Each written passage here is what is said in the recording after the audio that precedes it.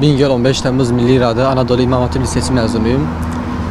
Bu sene sayısal alanda 3000'e girdim. Bingöl ikincisi oldum. Hani aldığım puanla fen lisesine de gidebiliyordum ama işte İmam Hatip'ten öte proje İmam Hatip Lisesi olması hasebiyle hem fen lisesi müfredatı hem de pozitif bilimlerin yanı sıra din bilimlerinde olması olduğu için işte hem maddi hem manevi tek bu dünya için değil.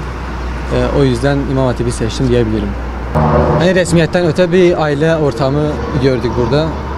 Abi kardeş ilişkisi, hocalarımız tüm sorunlarımızla ilgileniyordu.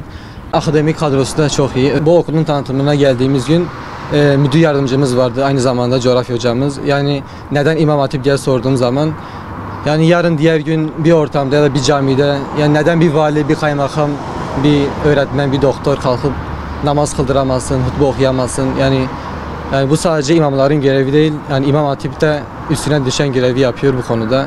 Yani o yönde öğrencilerini yetiştiriyor. Şuurlu bir gençlik var işte. O yüzden de İmam Hatip olabilir.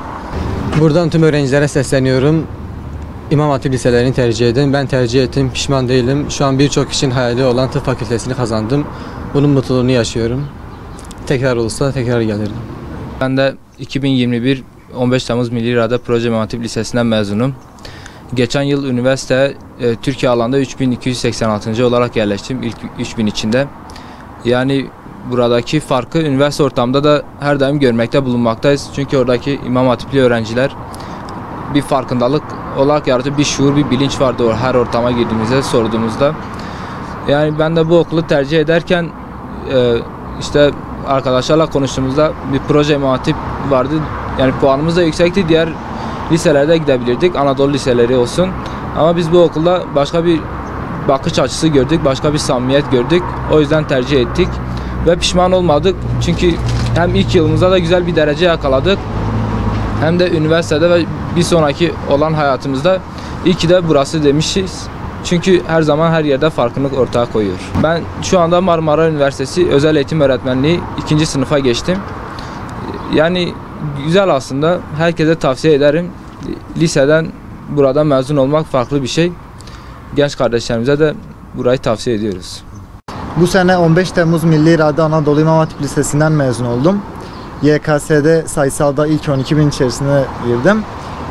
8. sınıfta LGS sınavında fen lisesini kazanmama rağmen tamamen kendi isteğimle bu okula geldim. Bunun 2 tane temel sebebi vardı. Birincisi önceden yaptığım araştırmalardan edindiğim bilgilerden bu okulun öğretmen kadrosunun gerek idare kadrosunun gerçekten sağlam olması ve Bingöl'de yani en iyi olduğunu düşünmemdi ve gelip tattık ki gerçekten de öyleydi, yanılmadık.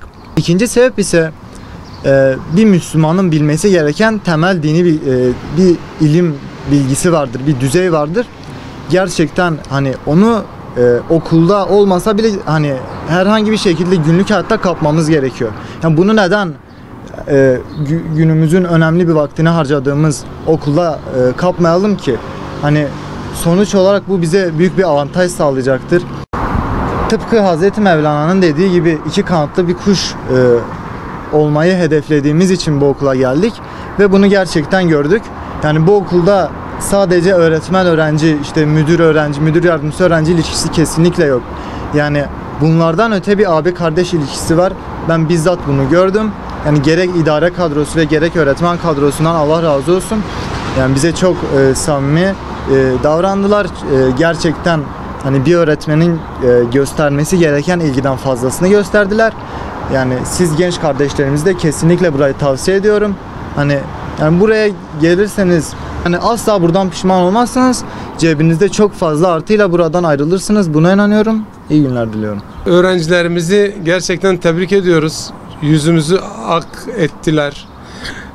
Tabii sadece kendi ilimizde değil, Türkiye genelinde ilk 20.000'in içerisinde 7.000 öğrencimiz İmam Hatip liselerinden bulunmakta. Bu çok gurur verici bir olay. Hatta ilk 100 içerisinde 56-57 tane öğrencimizin olduğunu biliyorum Türkiye geneli. Bu çok büyük bir başarı. Tüm öğrencilerimizi tebrik ediyorum. Allah hepsine zihin açıklığı versin diyorum. Tüm gönüldaşlarımızı okulumuza bekliyoruz. Okulumuz gerçekten çok iyi. bir hedefimiz var, bir idealimiz var. İnşallah sizlerle, tüm velilerimizle, onlarla da işbirliği içerisinde olarak öğrencilerimizi en üst seviyede, en güzele ulaştırmak için gerekli olan tüm donanım, teçhizat bizde mevcut. Gelirseniz pişman olmazsınız. Hepinize teşekkür ediyorum, saygılar sunuyorum.